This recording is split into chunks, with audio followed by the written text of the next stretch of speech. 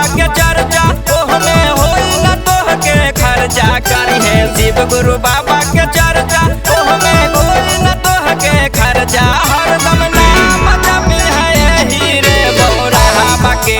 गौरा के दूल्हा बाके ना हरदम नाम जपी है हीरे बौरा बाके गौरा के दूल्हा बाके ना।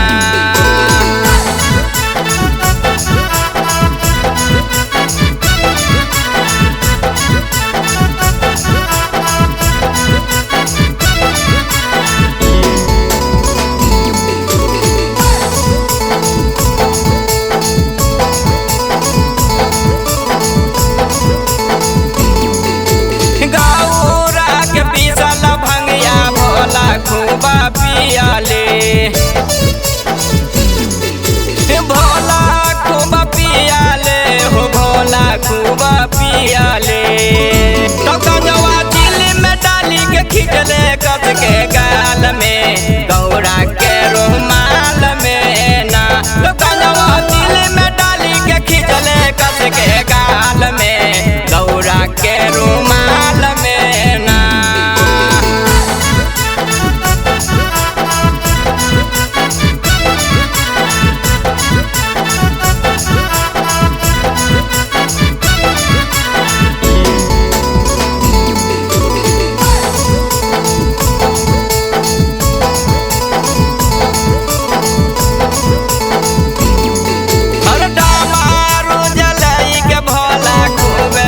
बाजाइले अरे दामारू जलई के भोला घूमे देना चाहिए